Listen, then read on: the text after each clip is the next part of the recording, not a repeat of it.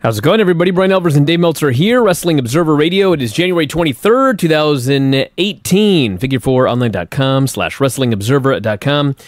Got a lot of news to get into today, including the 25th anniversary of Raw. But, obviously, the top story today, WWE suspends Enzo Amore following rape allegation.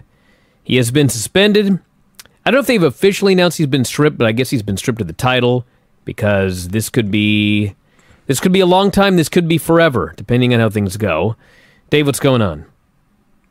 That's pretty much the main thing. I don't think they obviously didn't play their hand tonight, although tonight wouldn't be the night to do so because they probably had the whole show written and there was really no time that they could, they had too much going on the show tonight.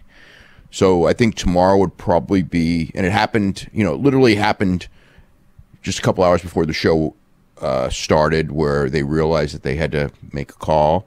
So I think that whatever happens, there'll probably be something announced perhaps on 205 Live, where you kind of have to start talking about that in the Royal Rumble and what you're going to do. There's obviously a match at the Royal Rumble that's not going to happen. And, again, what they're going to do about the championship. Are they going to do a match at the Rumble for the title? Are they going to do a match tomorrow night? Are they going to do a tournament? I mean, who knows? And it wasn't something, I guess today probably wasn't the day to chart all that out. So as far as that goes, that's the situation. As far as the case goes, it's an interesting situation. I mean, it's an incident that allegedly took place on October the 19th in Phoenix, Arizona. And the woman involved, I don't know if she went to the police directly or if, because she went to the hospital, that the hospital workers called the police, which, either way, there is an investigation going on. It's been months. He has not been formally charged, which needs to be pointed out. He's not been formally charged yet. But at this point, I think WWE, they, based on the fact that the police are investigating, that there's tests involved and things like that, and it's out there, WWE had to do what they had to do.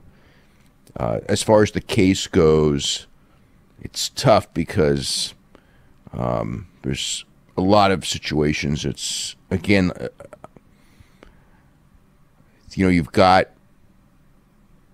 people arguing on Twitter over it. I mean, that were actually there, that were involved, a person who was there, the woman, the alleged victim, who, it's the fact that she's doing this and everything is likely to not help her case at all. And there's just, you have, it's tough. It's a tough situation. And it's which is probably why there has been no charges at this point, is because of that. So, she's, there's, it's a very tough case to bring, unless there's, I mean, it's a sad situation because she was pretty descriptive, and it was a pretty nasty description of what happened, because essentially her claim is that that she was drugged, that she was essentially drugged by other people, and then he raped her after she was drugged.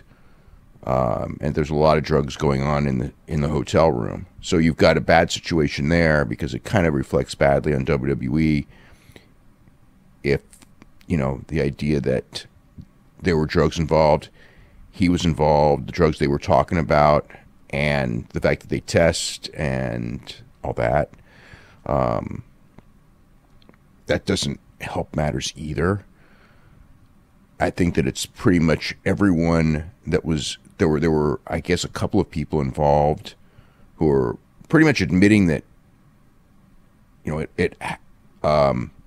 they were all there. So, I mean, I don't think there's any question that it's like they were all there in a hotel when this all happened after a concert. And, aside from that, I guess it's just a wait and see. As far as I have not seen the actual police report yet. I expect to see it tomorrow. And I would presume that it'll probably be out public if the police do release it. But it is an ongoing investigation. And the police were informed 4 days after the incident. It's October the 23rd, was when the police first got involved with this. So it was pretty quick after it happened. So that is kind of like the gist of the situation. I don't know. What's your thoughts? I have no thoughts until there's a police report. Well, there is a police report. We haven't seen it yet, so I'll wait and see. I mean, obviously, it's a bad situation. Obviously, WWE's taking it very seriously. Obviously, he's they have gone for maybe ever. We'll see. Well, yeah. I mean, put it this way: if he's convicted, if he's convicted, which is a long, long way, because you got to remember this has happened months ago and he hasn't even been charged. So jumping to the thing of convicted, and I mean, even just looking at it from the outside, there's a lot of problems as far as bringing a case goes, which may be why they haven't charged him yet, because of that. And if they don't charge him, then it becomes a really weird situation for WWE, because if he's not charged, they essentially will have to bring him back, but the publicity won't be very good at first, and all that. But I mean, we'll have to wait. We'll have to wait and see for that day. What happens with that day when that day comes. For right now, he's going to be in a holding pattern until the police make a decision on what they're going to do, and at that point, we'll have to figure out from there. What did you think of Raw 25?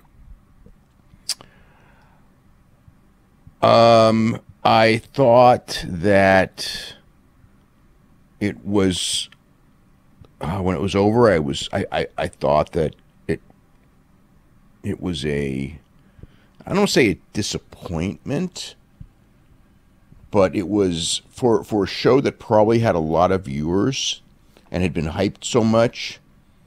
I think that they did nothing with their time that's of any value going forward. I think that the Austin and Vince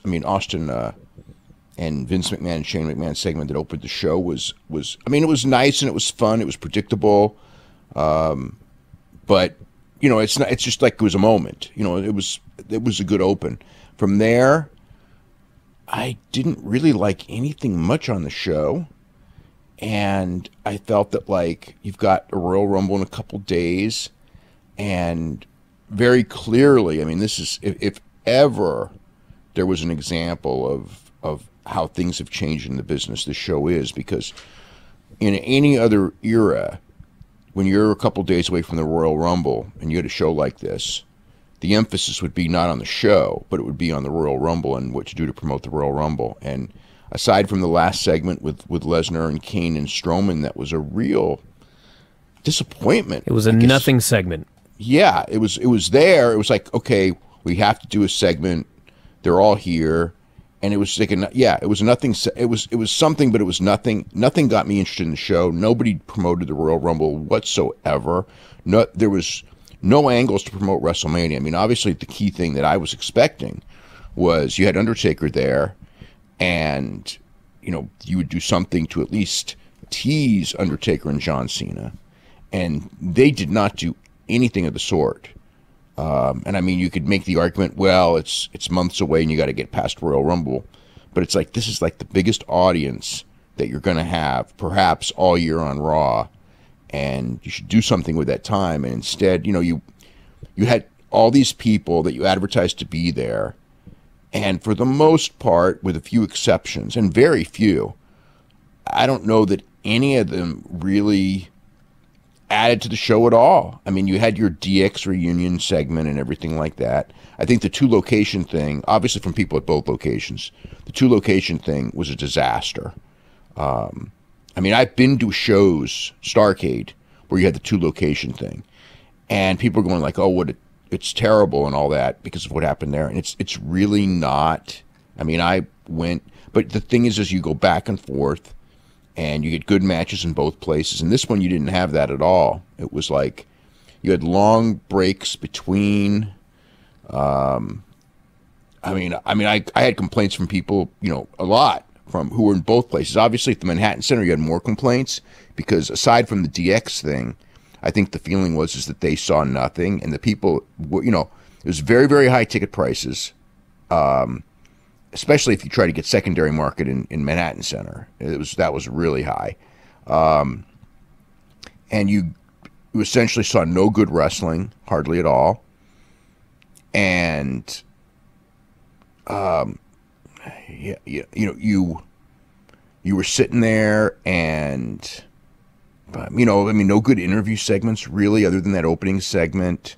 And it was just kind of like, let's trot everybody out. And my other thing was, when watching the show, that, the overriding thought when the show was going on is just, some people got really old. And I mean, that happens, but it really hit me. Vince, especially Vince McMahon and Gene Okerlund, but they got old, and some didn't, but it's just like they were out. I don't know. I thought the show was a huge disappointment when all was said and done, especially looking back on it. As it was going on, it was kind of like, okay, and then now that it's over, it's like, what was accomplished here at all, other than, Austin and Vince was, they had their old chemistry, good nostalgia and all that. But the rest of the show, I mean, no good matches, no good nothing, no teases. I mean, for the go-home show for Royal Rumble on Raw, I mean, what you had Asuka throw out a bunch of women, which made her the focal point of the Rumble, I guess. And, man, I don't know. Nothing else. Well, it opened up with the Jim Ross and Jerry Lawler at the Manhattan Center, made up to look exactly like it did on the debut Raw. Yeah, Siren, Ico Pro banner, whole 9 yards. The Ico Pro banner I thought was a really funny touch. Yeah. Then we got Michael Cole, Corey Graves, Booker T opening up the show from the Barclays Center. They went to the hassle of moving the announce table to ringside, because I guess that's nostalgic nowadays. But why? I mean, I was so astounded that they bothered, because Michael Cole goes, "For 1 week only." And I actually rewound it because I thought, what's for 1 week only? Like, what are you talking about? And then I found out he was talking about the table. Like, we were supposed to care that the table got moved. Well, here's the thing. The moving of the table away from ringside was this idea that they had to make a change that served absolutely no purpose whatsoever. None. It just makes it awkward, because so many times when you've got, you have a wrestler at the desk, and then they're there to set up a run-in. They got to walk down this aisle rather than being right there. And also, I don't think the broadcast is exciting when you're not right there. So I have no idea why, they made that move other than they did. But if you're going to move it back, why is it like for 1 week? I mean, you might as well just go. I have no idea. And the way he said for 1 week only, it was like he was telling us, listen, if you're worried about this right now, don't worry, because it's only for 1 week only. We'll be back over there where we were before in case you're gravely concerned about where the announce table is. Yeah, there's one news story that I want to actually bring up right now, because it's not a surprise, but it's very, very interesting. And that is that they sent mailers out, emails out that to people who have canceled the WWE Network, which is it's completely nuts, because this is the one time of the year where a lot of those people are going to come back at full price, and they're giving them 3 months of the WWE Network for $1.99. So, I mean, the key to this, to doing this, that the only thing I can figure out, is that, like I could see like offering like a month free or something like that. Well, they always do, but they offered this is that they, the only thing I could think of is that the number is bad, and they're so adamant that, that number gets spruced up, that they're doing everything they can to just get a number up rather than revenue up, which at this stage of the network, you know, if you're, I don't know. I mean, yeah, you're going to get you'll get people who will take that offer up for $1.99. But since these are people who've already shown that they will cancel, they're going to cancel after WrestleMania, and you get $1.99. Whereas maybe they wouldn't order the Rumble, but a whole lot of them are going to come back and order, you know, 1 month to get WrestleMania. So it's at least it's a $9.99. And the ones that don't, it's not 5 times as many in the sense of 5 times as many will take up the $2 offer instead of the $10 offer. So you're going to make more revenue. And especially it's over 3 months, because now you're factoring in the people who would order 3 months themselves. So it's $30. So from a financial situation, it's just nuts. It's like, you know, I mean, I get the reason why, because they're going to announce a number the day after WrestleMania, but it's like, it's just, you know, I mean, it's not like these are people who've never gotten it before who are going to go, oh, look what I'm missing. I'm going to just keep this thing. These are people who have had the network and have decided for whatever reason they don't want the network. And again, during this time of the year, they may come back because that's the pattern. Every year, you know, it starts in January and it goes up and up and up, you know, by a couple 100,000 and peaks. You know, generally it would peak the week of WrestleMania. Now, in a sense, because of the free month, sometimes you may peak a little bit after WrestleMania, you know, maybe as long as a month after WrestleMania, and then it goes down. But the point is you know the pattern. And, you know, again, they were very little up. The last time they did a thing from a year-over-year number, you know, they were up very little. So the only thing I can think of is that they, you know, I mean, they're going to announce in February a number on December 31st, which is before this offer is up. So we'll kind of know at that point. We'll know in just a couple of weeks, you know, really where they stand and what this actually means at that point.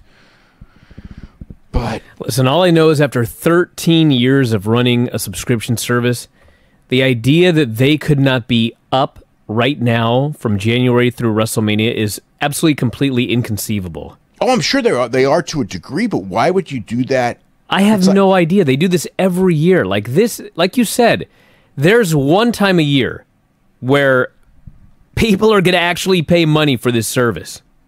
And this is it, Rumble through WrestleMania. Yep. And this is the time they give it away for free. It's mind-blowing to me. Yeah. Or 99 cents for 3 months. I mean, you may as well give it away for free. $1.99, I think. Isn't it? Or is it 99 cents or is it $1.99? I don't know what it is. I didn't get it. Okay, I think it's $1.99 for 3 months. But anyway, yeah, that's that. So, anyway, back to the show here. Shane and Stephanie are in the ring. I guess they're cool with each other after they tried to ruin each other's lives at Survivor Series. Water under the bridge here for the 25th anniversary. Shane thanked everybody, production people, wrestlers, employees, etc. Thanked the fans. They had a Raw's Greatest Moments video package, which, pretty damn good video package, trying to put 25 years worth of stuff in 4 minutes. Yeah, they had some cool, they had a lot of really cool clips there. That was actually a pretty fun segment. Steph says it would not be possible without one person, and that is Vince McMahon. Crowd goes crazy. They give him a standing ovation. They bow to him. They sing a song. They chant, "Thank you, Vince." He acts like he's going to just say goodbye and leave, and Steph stops him and said, Shane and I did a GoFundMe to create a commemorative plaque to give to you for 25 years of Raw. Isn't that, like, hilarious in their own way? So Vince turns heel. Well, you know, he says it looks a little cheap. Feels a little cheap, but then again, we're here in Brooklyn. Turns the fans immediately. He's appalled by this plaque. He says, plaque is what these fans have in their teeth. It's what they have in their hearts after eating all those Nathan's hot dogs. He's appalled. Everyone's chanting asshole. He says the only person he has to thank is himself. And then they hit Austin's music. Place goes absolutely nuts. So he comes out, and Vince says, listen. He knows the stunner's coming, so he says, listen, lots changed. You look great, but Mother Nature has not been kind to me. I'm a member of AARP now. I got heart problems, arthritis. My bones are brittle. Stock's plummeting tomorrow after this promo. I live in a retirement community. Now I'm a senior citizen. But Shane, he's in his prime. So, of course, Austin shakes Shane's hand, raises it high, and lays him out with a stunner. They play his music. So Vince grabs some beers. He says, I don't blame you. He had it coming.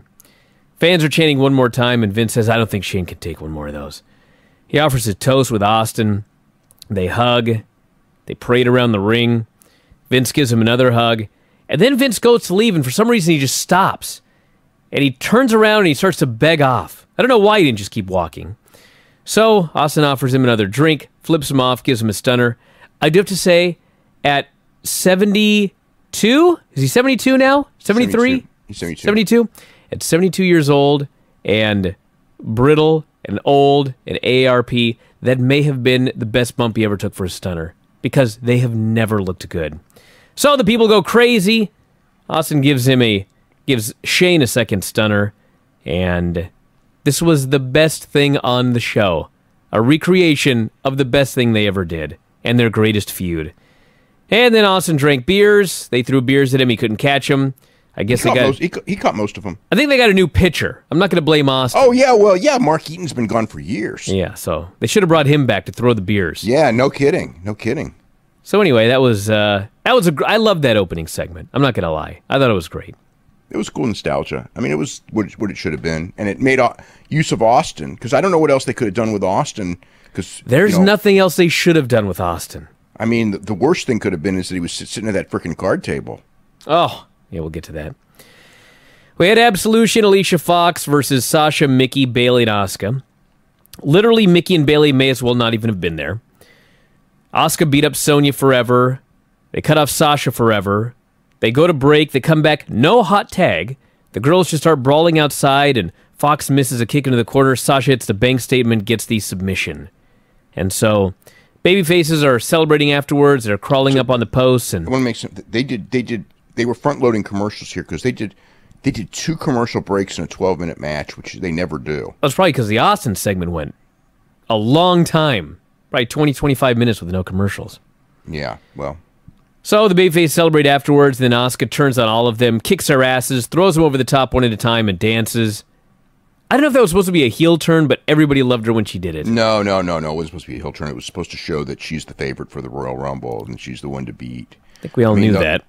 Yeah, I think that... yeah, I don't know. I mean, I don't know what the situation is. I mean, everyone... I know within the company...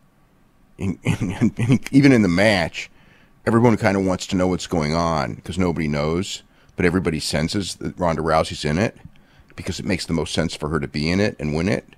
But no one knows, no one knows for sure that's the case. So aside from that, I mean, if it's not her, who I wonder who who would win.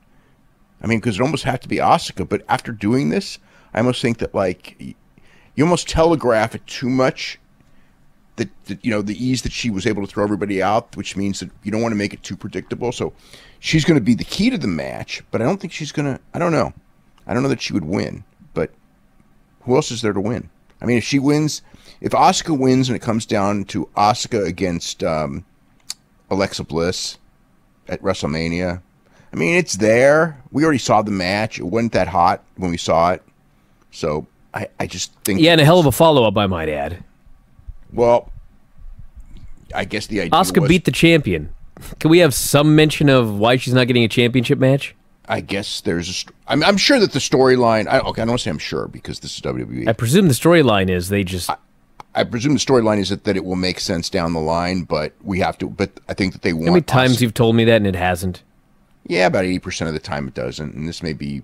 the odds are... But logically, whatever they're going to do at the Rumble probably plays a part, and they need it... Because if Asuka won the title, she wouldn't be in the Rumble.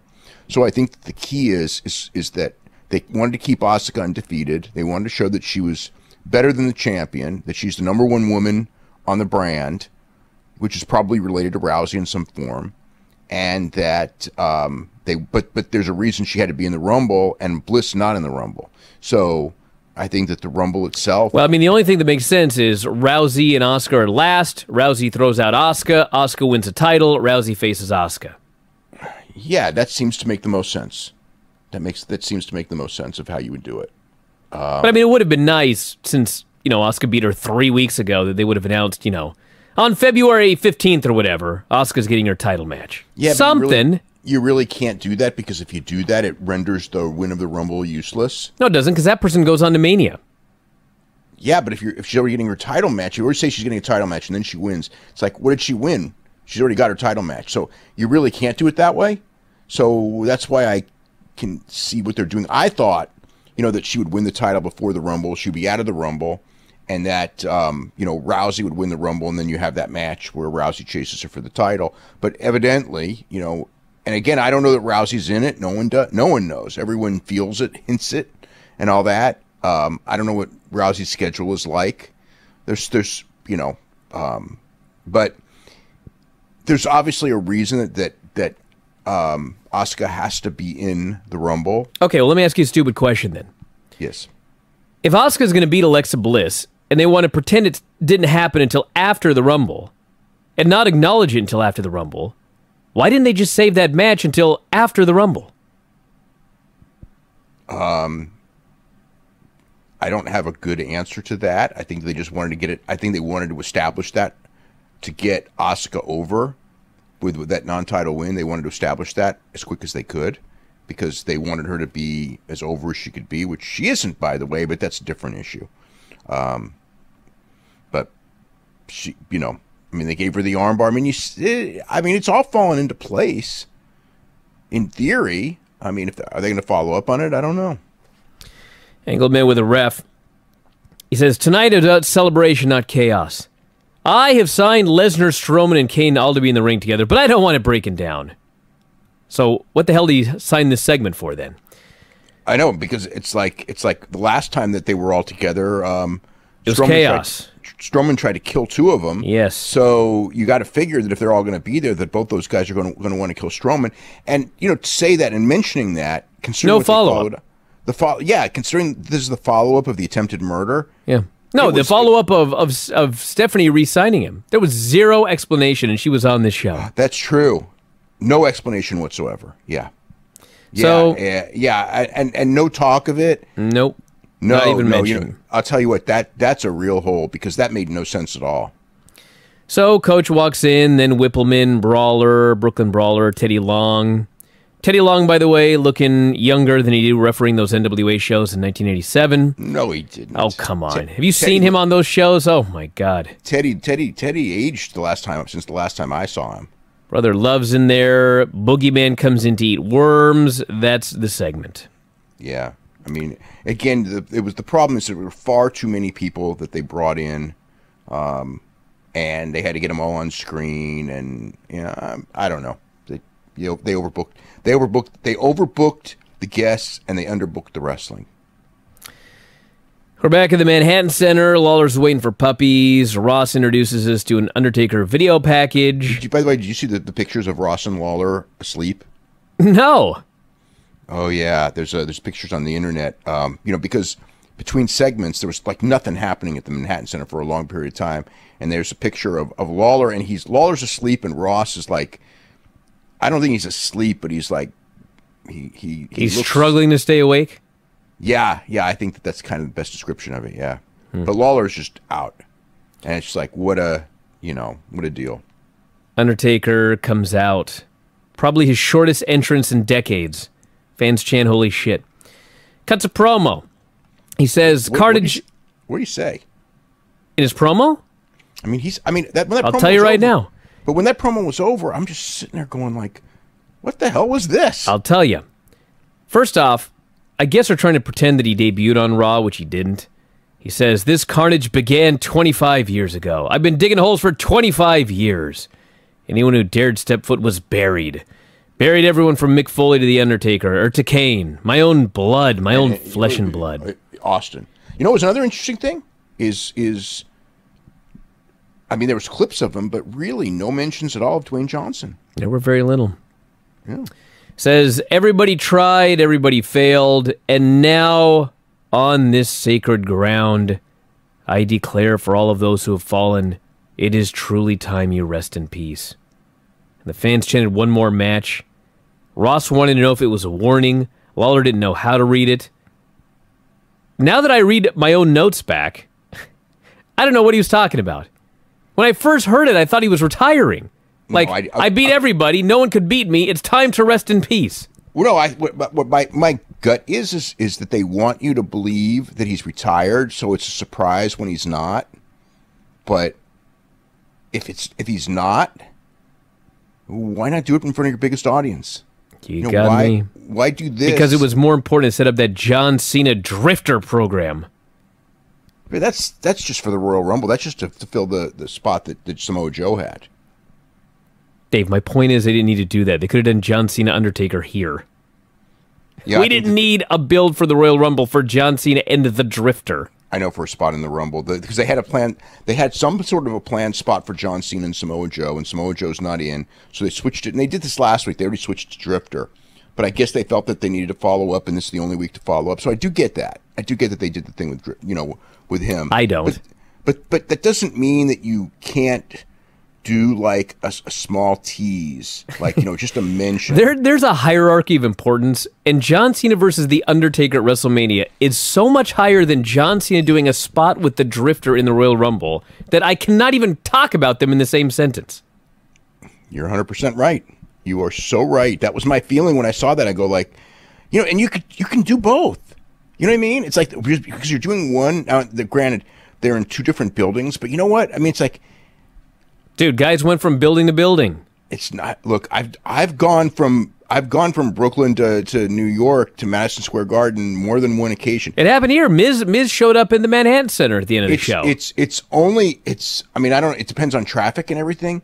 But when I've driven that thing, and because I was there in when I was there in '94, I mean, I did that. I essentially did that drive. It's like no time. I mean, 15 minutes. I mean, in traffic, it's horrendous. But it's 10 at night. I don't think the traffic's going to be bad. And yeah, he could have, and it actually would have been cool because once you see him the first time, you don't expect to see him twice. But whatever, they decided that it was more important because the Rumble's first, they got to set up the spot in the Rumble. So that's what they did. Introduce John Laurinaitis, William Regal, Eric Bischoff, Daniel Bryan, and then The Miz comes out, stare down with Bryan. And that leads us to Roman Reigns versus The Miz. Miztourage interferes regularly. They get thrown out. They still interfere. It's not a DQ. Roman is distracted. Miz hits the skull-crushing finale, but Roman kicks out. Tries again. Roman fights free. He goes for a spear. Miz sidesteps him, and Roman goes headfirst into an exposed buckle. And Miz hits the skull-crushing finale for the pin. They show a replay, and there had been a spot earlier where Roman went for the drive-by on both of the Miztourage. And as he's hitting the drive-by, Miz in the corner removing the corner pad. So Miz is the Intercontinental Champion again, and we can all rejoice. Why? I don't know. So anyway, let's make it irrelevant again. Okay, so what surprised me was obviously not that he won, because I expected him to win, but it was pretty clean. I mean, I thought there'd be like major interference. Dude, there was not directly leading to the finish, but like throughout the match. Yeah, but the finish was as clean as you're going to get for a heel win. I mean, the run into the exposed buckle and all. But I mean, the idea is that they felt that they needed. Miz is getting a big push right now. So there you go. I mean, Roman still. I mean, people will look at this and go, "Oh my God, is he out of the main event at WrestleMania?" And as of today, it's still Brock Lesnar and Roman Reigns. I mean, obviously it could change, but the feeling internally is that Roman story from last week is a non-story. So it's not like he's being punished. It's not even anything like that. It's not that they've changed the main event at WrestleMania. I love. But the Miz is in a major WrestleMania match, and the Miz. The Miz has got his reality show, and Miz is going to be a top guy, so they wanted him to win as clean as a heel is going to beat Roman Reigns at this stage of the game. I love that Miz did this interview talking about how when he was young, he watched Shawn Michaels and Marty Jannetty and wants to bring the Intercontinental title back to that level. And then he beats Roman Reigns, and everyone presumes Roman must be being buried. He's not doing a very good job here, bringing this back to that level. Well, I'll tell you what, he can't bring it to the level of Shawn Michaels. Are you kidding me? He can't. I mean, it's like, unfortunately, no matter what they do with him, he's the Miz. I mean, it's like, there's like different parts and everything in the sense that he is a very good talker, he is a personality and all that. But when you watch him in the ring, it's not that he sucks, but he's not at that level of Shawn Michaels or Randy Savage or Don Morocco or people like that. The credibility's not there, and it's just he's not convincing enough. I mean, he's an actor playing a wrestler. I mean, is kind of the way I look at him. So he's real good at it. He's a great, we go through this a million times. He's a great talker, and his talking never gets me interested in seeing him wrestle. And when he wrestles, it's like he's not a bad wrestler, but he's just a guy wrestling. He's not a superstar when I see him in a match. APA's playing poker. Jeff Hardy's there, MVP, Ted DiBiase, Rhino Slater, and the Usos. First of many segments. Christian's there to host the Peep Show. His guests are Rollins and Jordan. They come out. Seth is trying to talk, but Jordan grabs the mic. He won't shut up. Fans are rabidly booing this guy out of the building. Seth and Christian just sitting there, aghast. So Sheamus and Cesaro come out, about to regain the titles on Sunday. They got cheered. Yeah, well, they're burying Jason Jordan. Everyone's cheering everything they do. Yeah. This is so bizarre, by the way. Like, they love the heels because they're burying the partner of the babyface, who's one half of the tag team champions. And anyway, they do a big schmoz. Jordan goes after Sheamus and Rollins, clears the ring. And then Rollins goes for a springboard knee, but he accidentally hits Jordan. The fans are so excited that he beat up his partner. Yeah, and they want to see them split, which I guess. No, here's something. For 2 straight weeks, Sheamus and Cesaro lost to Titus and Apollo Crews, and there's like no follow up, no mention, no nothing. Nope. Well, I mean, maybe they're going to win the tag titles and then they'll defend against. Oh, I presume that's what's happening. That they're going to win the tag team titles, and I presume that watching this that that Rollins and Jordan have a screw up, which is the next step. Leading to that, so does that mean that we're going to end up with like Rollins against Jordan at WrestleMania? Man, oh man, yeah, can't wait for that one. You know what? Hey, you know what? It's probably a really good match. I hope they can excite me into being interested in it. People want to dislike Jordan, so you could do that. I mean, obviously it wasn't the original plan for Mania, but I could see that. Probably isn't what they're going to do, but we'll see. Charlie interviews Alexa Bliss. Charlie's question is, in fact, a stupid question. She says, Alexa, do you think you'll be champion after Sunday? Alexa says, that's a stupid question. That is a really stupid question. And Charlie... I mean, it's like, is that like the stupidest question possible? Because she's got no title defenses? I mean, does she think, maybe she thinks that she's going to get arrested too. I don't know. Charlotte shows up, total giant, says the only reason Alexa's champion is because she is on SmackDown. Jesus Christ, they have, she's already 5'10.5", and Alexa's about 4'11" or 5 feet, right? Then they put her in heels. This was the visual of this. It's like, if this was the segment, I mean, she should have never been in heels because it was so just visually ridiculous. It made Alexa look like such a nothing. So Charlotte says, to paraphrase my father, to be the woman, you've got to beat the woman. You can ask him yourself. And Flair shows up, Ric Flair, and all things considered, coming off 20% chance of survival, guy looks pretty damn good. Can still cut a hell of a promo.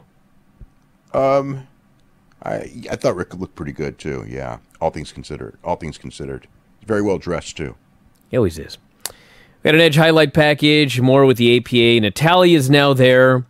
She won. Heath Slater claimed he had won, but he hadn't. Dana and Titus Brent are there. Dana says, "I've crunched the numbers. Heath Slater, you have lost a lot of money." Matt Hardy versus Bray Wyatt. I was so. So this is Matt Hardy and Bray Wyatt's the first match at the Manhattan Center. Although they actually did a match in the building with Mustafa Ali and Oh God, hold on. Lindsay Dorado. Right. Like 2-minute match. So the people there. So at this point, they did it a 2-minute match, and the reason it was a 2-minute match was because it was during the commercial breaks. So they did give the people something. I mean, they gave the people. I think they got 4 matches at the Manhattan Center, and I think they got. Oh, hold on. There was nothing at Brooklyn. Believe it or not, there was no. They didn't tape anything for main event unless it's like beforehand or anything, which was really weird. I figured you may tape stuff at both places. So the hold on, where's my notes? There was 1, 2, 3 Oh, holy shit! There's 3 matches only at Barclays. Yep, people were complaining vociferously about it. Oh my God! And no dark match. Right, yeah. All that. They did an angle. They did nothing in Brooklyn, right? And then they did the angle at the Manhattan Center with the Miz and was it Seth Rollins? Yeah, it was Seth Rollins and the Miz afterwards. So you had so they had Mustafa beat Lindsay Dorado, and then they had Tozawa and Itami against Drew Gulak and Tony Nese, which both took place during commercial breaks while they were at the Barclays Center. They just trotted him out there. And then Bray Wyatt and Matt Hardy, which if this was if this was anything but like if I hadn't seen how they usually do Bray Wyatt angles, I would be aghast at what they did here because it was like so nothing, and Bray Wyatt just beat him clean. I was aghast. All the time and effort that they put into this that I had to watch, and this was what I got, a 3-minute match. It was 5.5. Bray just beat him. Yeah, but they had a commercial, so I saw like 2.5 minutes of action. Yeah. And then Bray hit Sister Abigail for the pin. You probably got 2 minutes tops of action, I'm guessing. This was an absolute waste of time. Well, I mean, I guess if you think about it, I think the idea is that they in Bray Wyatt's segment, because he did the same thing with Balor, and I think he did the same thing with a couple of guys.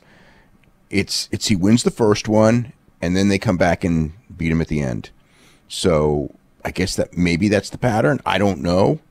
All I know is at the actual Manhattan Center, they did a thing for the audience where Jeff Hardy made his triumphant return and sang his song. I know. Why is that not on TV? And yeah, exactly. That was not on TV, but Jeff Hardy makes his return to Raw playing in a poker game. Poker. Are you kidding me? Like he was so important in that poker segment. Like they couldn't have done without him. Dude, I would say 80% of the people listening to this didn't even notice him there. But yes, he was there. Can you imagine? They introduced all the girls, the Bellas, a very pregnant Maurice, Kelly, who actually is younger than probably a fair portion of the women on the roster right now, Lillian, Jackie, Tori Wilson, Michelle McCool, Terry Runnels, a pregnant Maria Kanellis, and Trish Stratus, who gets a gigantic pop. Jackie got a big pop. That surprised me. I mean, Trish, I would have expected the pop. But yeah, there they were. That was it. They were there. They were there. They were there. That was their appearance. No Stacy Keibler, which I didn't even think about until I saw them, and I go like, no Stacy Keibler. Michelle McCool was there. No Layla. No Sable. Yeah, no Sable. Which obviously, her husband was there. Whatever. I mean, it was designed for Trish Stratus to be the star of the thing, and she came off as the biggest star of all of them, and that was all they did. It was kind of like, they could have done a skit, but it was just bring them all out. Drifter runs into Jericho wearing an Alpha Club t-shirt. He sees Elias wearing a scarf, says he's going to play a song for him, wants to borrow his guitar. Elias says no. Jericho says, no problem, I've got my own. He sings a song about how Elias has just made the list. Fans chant his name. All that talk we did over the last week about would he be there, would he not, is he going to make a deal, what's he going to do? He did this. It was like a minute long. Yeah. I mean, I can see why, in the sense that he got to wear his T-shirt, he got to play, so it's kind of like a little thing to promote his tour in a minor way. So it made sense for him to do it. It got a big pop.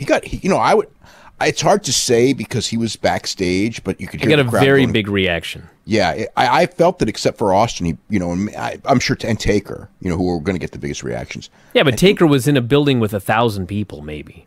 Not even close to 1,000 people. Whatever it was a shocking. It was a nothing reaction. Just because there was nobody there. No, but everybody was chanting. It was like a super. The people reacted to Undertaker and Austin like they were big superstars. Nobody else except for Jericho, I think, got anywhere close to that kind of reaction. So in a sense, it's like he was just one of 50 people that was there, but the reaction of the crowd made it that he was like actually a star. I don't know. I felt. DX got a really big reaction too, but it sounded like there was the Jericho reaction. And of course, that was also at the Manhattan Center. But it did sound like the Manhattan Center. It did sound like the Jericho reaction, for whatever reason, seemed a little bit stronger than the DX reaction. Or actually a lot stronger. Elias came out, says it took him 25 years, but WWE finally found him. And by WWE, he means Walk with Elias. And the fans all chanted, he's gotten it over. Says he's going to sing a song. I thought, goddamn, the Honky Tonk Man's coming out. And I didn't, thank God. He did not come out. Fans chanted stupid idiot. Pointed out Jimmy Fallon in the front row, who got a very mixed reaction, I might add. Elias performed a song bearing the talent. Finally, out comes John Cena. Challenges Drifter. Drifter says, I don't take orders from anybody, and especially I don't take orders from these Brooklyn scumbags. Tries to jump Cena. Cena lays him out. Immense boos. Cena hits the 5-knuckle shuffle. He goes for the AA. Elias slips behind, gives him a low blow, and then goes and waffles him with his guitar over the back. And that's the end. He gave him the drift away also. That's right, the neck breaker, yeah. Yeah. Yeah, well, setting up a spot, so. This better be the best spot in the Royal Rumble. Probably won't be. Back with the APA. Heath Slater wins. Dana Brooke accuses him of cheating. The New Day have now shown up as well. APA says, no fights. If you're angry, you got to go to the ring. We have DiBiase, by the way, winning, so he's now the multi-million-dollar man, and then Farouk says, damn. Mark Henry runs into Godfather and his lady that he's with, Olivia. And Godfather says, Olivia, this is Mark Henry, used to be known as Sexual Chocolate. Mark says, listen, things have changed. We've all grown up. Well, I guess except you. And he says, who is this woman? And Godfather says, Olivia. And Mark Henry's all getting up close to her, and then Godfather reveals, Olivia's my wife. Because I guess the Godfather has also grown up. Yeah. Is that really his wife? I don't know. I remember when he got married. Maybe it is. Who knows? Probably not. Titus O'Neil and Apollo Crews versus Heath Slater and Rhino. They're having a match. They go to commercial. They come back. Out come the Dudleys. Everybody in the match bails. Slater screaming at them to get back in the ring, so they throw him inside. So Devon, who Booker buried for being fat, hits a top rope headbutt. Bubba tells him to get the tables. They give Slater the 3D through the table. Everybody celebrates, and Heath lies in the rubble. It was a nostalgia table spot. Charlie with AJ. AJ says, I hate to interrupt you here on the 25th anniversary, but I have someone here to help me conduct this interview. It's Mean Gene Okerlund, who is, in fact, very old, still asked a better question than anybody else had asked on this show.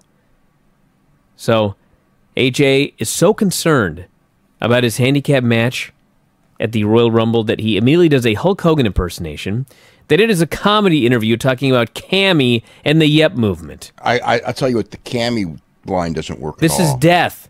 Yeah, it doesn't work at all. This feud needs to end immediately so we can move on past this. Well, the feud doesn't need to end. He just needs to not call him Cammy. It's so bad. This guy's going into the Royal Rumble in a handicap match for the world title. He's facing two buddies.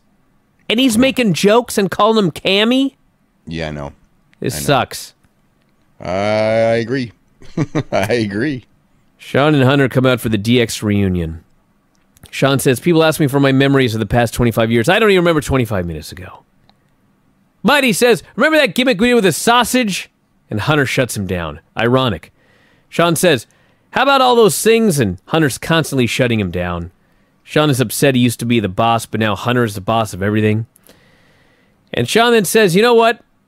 I can't talk about it, but you can watch it for just $9.99 at the WWE Network. Everybody boos! Hunter tries to save the segment. You know, you fans are all great, he says.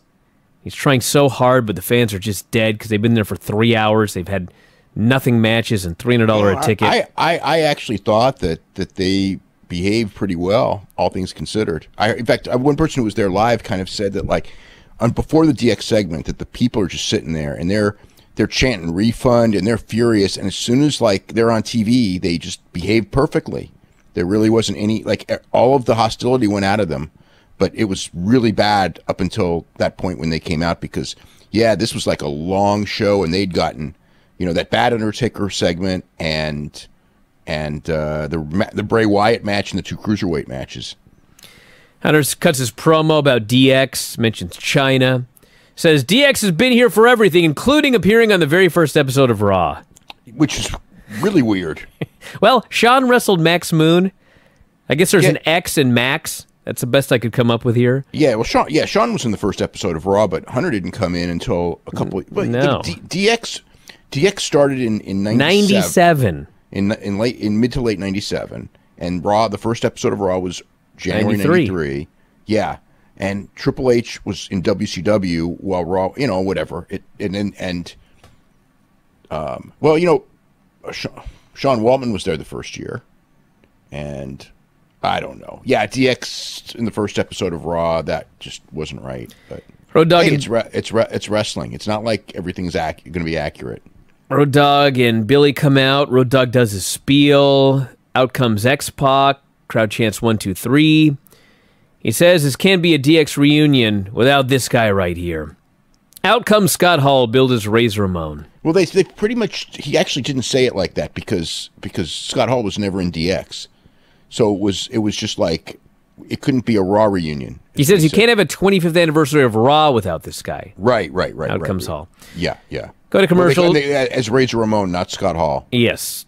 So he cuts a promo. Can't have a party on Raw without the bad guy. Says he's been watching this whole show, and Raw 25 is just too sweet. So, of course, out comes the Balor Club. DX raises the fingers. Both sides too sweet each other. Billy's about to do his catchphrase when the Revival comes out. We have Revival versus Gallows and Anderson. Gallows runs wild. They hit the Magic Killer, and they get the pin. Fitting that 25 years after Undertaker versus Damian Demento, we have a total nothing main event of the Raw 25th anniversary show. Dawson grabs Hall. Hall throws a toothpick at him. We have X-Pac hitting the X-Factor, Dog hitting his punches, Billy hitting the Faymaster. Dawson rolls outside, Dash hits the ring, it's a super kick and a pedigree, and then Balor goes up top, hits the double foot stomp, and Billy tells the fans to suck it, and they're so happy to suck it here on this 3-hour Raw. Yeah, they were really happy to get to do that. Yeah, I mean, they set it up last week, you know, as far as the Revival, we're going to get, you know, nailed by the 90s stars, so that's what happened. I'm sure somebody will say it was great for them because they got the rub. I don't think it was great for them. The rub. They got the rub. They got to work with Shawn Michaels. They got to be pedigreed by Triple H. Yep. What could be better than that to get the rub? Yep. Besides winning a bunch of matches. Oh, yeah, I guess. They, yeah, it wasn't good for the Revival, but it's not the end of the world. But it wasn't good. This has happened to many people over the years. Not the first, and not the last. Yeah. Then we had Back of the Building Angle comes out. This was hilarious. He's got a ton of bodies to keep an eye on things.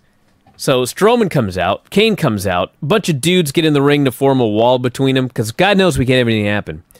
Paul Heyman comes out. Then they all leave. Paul Heyman comes out, introduces his man Brock Lesnar. This man is not here for nostalgia. He's here for a fight. Okay, so here's the thing. The last time we saw Brock Lesnar and Kane, okay, they had gotten that thing dropped on him. And it's like, nobody said anything. Well, it's been dropped. Because he realized how stupid it was. Well, it was stupid. But Paul Heyman, like, didn't even bring up that, like, Brock is here for revenge. I mean, shouldn't Brock be there for revenge and want to kill Braun Strowman for what happened? Well, he's there to fight. I guess. So he hits the ring. Everybody who's there as a human wall runs for their lives. And so Brock kills Braun with a lariat, lays out Kane with an F5.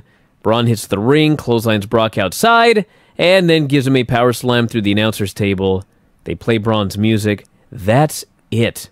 They did nothing to convince anyone that Kane is anything other than a designated jobber in the main event of the Royal Rumble. Yeah. I was underwhelmed. Everybody was. I won't lie. Everybody was. I think that I think that looking back on this, I think it's pretty much consensus that this was a golden opportunity to do a lot of cool things, and they after the first segment they did nothing cool. It was just, let's get a whole bunch of some people, I guess. I think that the people who watch the show just to see like a lot of people, from the past were probably happy that they got to see a lot of people from the past. But and some of them aged well and some of them didn't. But aside from the cameos, I mean, the wrestling was largely non-existent. I mean, aside from the Miz match, there was nothing really even relevant in the wrestling. There was no good promos on a show that desperately needed some good promos. Other than that first segment, Shane and Stephanie were all right. But like the AJ promo wasn't good. The Undertaker promo wasn't good. The backstage skits were for the most part not good. Yeah, bad show. I gotta say bad, and it's not even a bad show in the sense, but a wasted opportunity. And it's not even like, sometimes like there's a bad show, but business wise, it's like, okay, it makes sense because you're not giving things away on the show, but you're building things up. That you can't even say that for the show. It was just a missed opportunity. And, right. and I was worried about Vince. I mean, Vince came out, and it's like, I was really sad seeing Vince. I mean, it hit me right away. Just like, I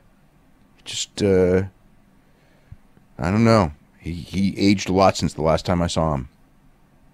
Hey, he's got a football league to announce this week. There's no indication of that at all. There's been no hints or nothing on that. So we'll see. All right, FantasticaMania. Yeah, so I'm 2 days in. I haven't seen today's show, but I saw the second show, which was a real disappointment, too. Other than the main event, the Volador Carbonario match was great. Again, since not seeing the third night, but from what I understand, it was the best match of the three shows. I liked that match, but now after two shows, I mean, it's very clear that what my expectation going in was that this was nothing compared to previous years, and it was nothing. I mean, like the undercard on night two was really, I mean, it was just not good. A lot of sloppiness. I don't know what it is, because it isn't the case every year. But I was in the '90s when AAA was on fire. I was in Japan, and they had a AAA tour with New Japan. This is when New Japan was working with AAA, and it was weird because you had all these great workers, and when you're in Japan, it's different. And it was like the ring or something. Like they're not used to the New Japan ring, but everybody was sloppy and everybody was getting hurt, and it just wasn't good wrestling. And these CMLL guys, I watch them every week, and these guys are all really good. They had a good crew of guys, but a lot of bad timing. I don't know if it was the ring. I don't know if it's the nerves, because the thing with the CMLL is like, when you go to like in Mexico, the people react a certain way, and in Japan, it wasn't dead, and the people enjoyed it, but the people were like, in Mexico, you get like real heat, and in this show, I mean, like even in Volador and Cavernario, there was no real heat. The people were there to be entertained, to see, they were there to see cool moves. That's what they were there for, and see cool costumes and all that. And they were there to have fun. The first night, they definitely had fun. The second night, the fans tried to have fun, but the matches were bad, so it was difficult up until the main event. But guys were getting hurt.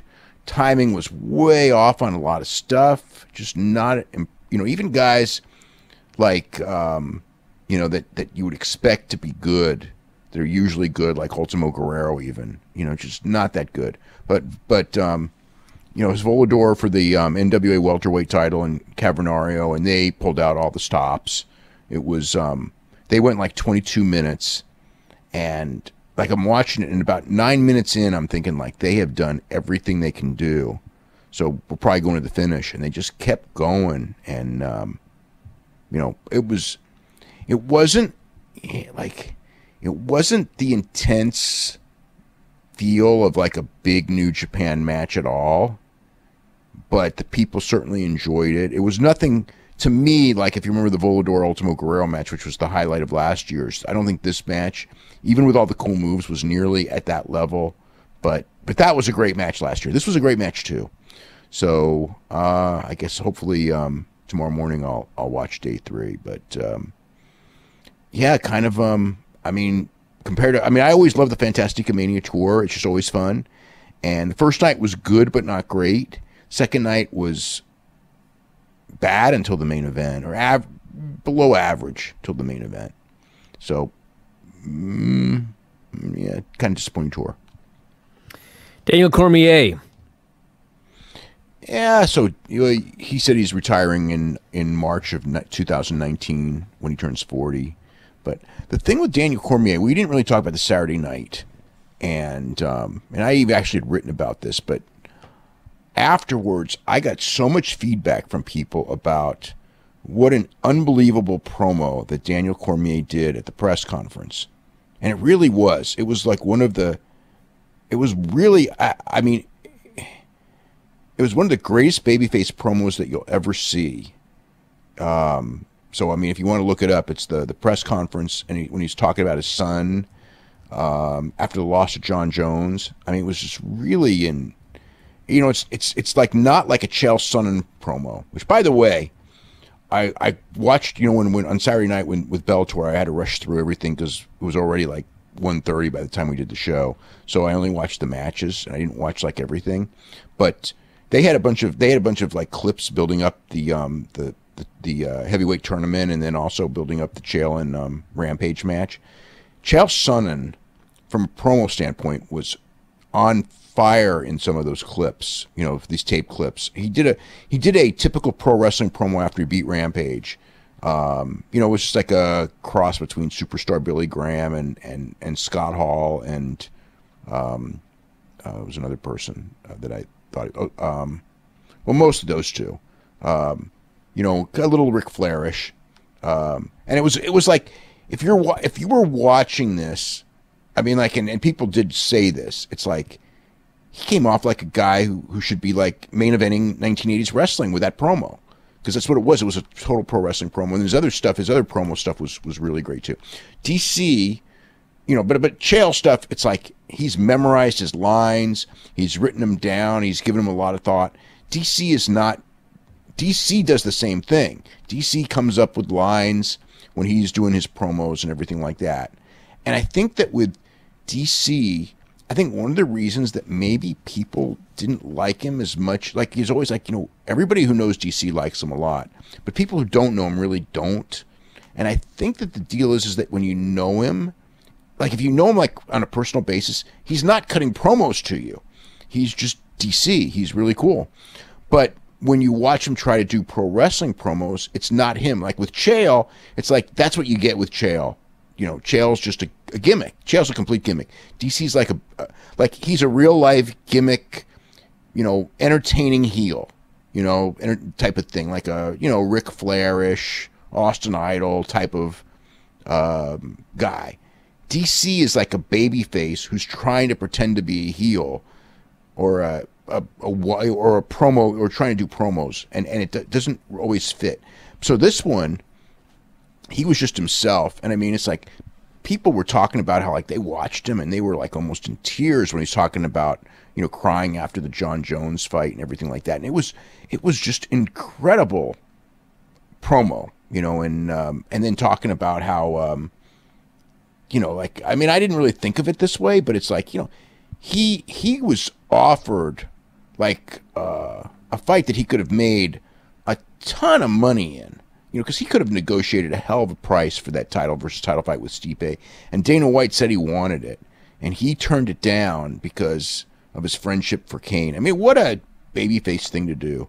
And he's just talking about how he took a 7, after he's in Boston, and this interview's going on at probably let's see what time our time, close to 11 our time, I think, roughly 11 our time. So it's 2 a.m. in Boston, and he's got a 7 a.m. flight out, which means that I know it's when it's us people on the West Coast do the Garden or Boston or whatever, or Montreal. I mean, the deal is that, I would always take the first flight out in the morning and stay up all night. And I'm sure that's what he's doing, and he's basically going there and almost going right to the airport. And he goes, I got a 7 a.m. flight back home because he wanted to mow his lawn on Sunday afternoon and be a real person, and it's just kind of like the way he did it. It was, what a unbelievable, I mean, it's like everybody who watched it just loved the guy. I don't know. He's going to, it's kind of weird, like how much he was cheered in that match when you're kind of used to him being booed. And I thought that the loss to John Jones again, and then holding the belt again would be, people, because that was the whole thing that like people didn't like, was him being billed as the world champion when he'd gotten beat by John Jones. But I think maybe, and this time, where he got knocked out, it was even worse. But I think that people may have just gone, gone like, yeah, he got knocked out, but John Jones really cheated. You know what I mean? This time. It's like the first time it was like John Jones lost his title because he was in a hit and run and they stripped him of the title and all that. This time it's like he was on steroids and he knocked out DC. So it's kind of like DC really was the victim, as opposed to before where DC was the beneficiary, getting a title quote he didn't deserve, that he wasn't the best guy in the division. So whatever it is, he was cheered a lot, and they chanted his name and everything like that against Ozdemir. And but yeah, he just was like just a guy, wants to go home and mow his lawn and go to his kids' recitals and his kids'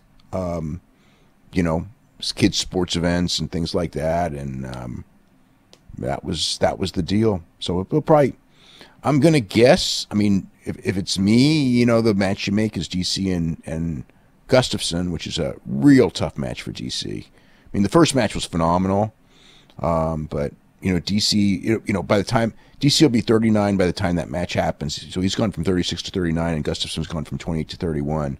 So it's and it was like right down to the wire where that first fight went to the 5th round, and Gustafsson absolutely should have won that fight. I'm not saying the judging was bad, because DC won the fight by judging, but DC was outgunned. The guy has a foot of reach on him. He's got God knows how many inches of height on him. 7 inches of height probably legit, maybe 8. Even though I know it's listed at 6, but it's more. And DC, DC didn't use his wrestling. It was all a stand-up fight. Gustafsson's been doing stand-up since he's probably 12. DC never did any stand-up training until he was like 31 or 30. And DC just wanted it more. He was a better competitor, and he won. But that can only, I don't know about in a rematch. Although, I mean, the thing with DC, like with Rumble Johnson and Ozdemir, is that he was able to get it to the ground. And those guys, once it was on the ground, they were just broken. And Gustafsson's got really good takedown defense. So that makes it very difficult. It's a very difficult fight for DC, but that's the fight that probably, makes sense to happen next. So that's the deal with him. All right, everybody. On that note, we got to wrap it up for today. There is a ton of stuff up on the front page. New back issue of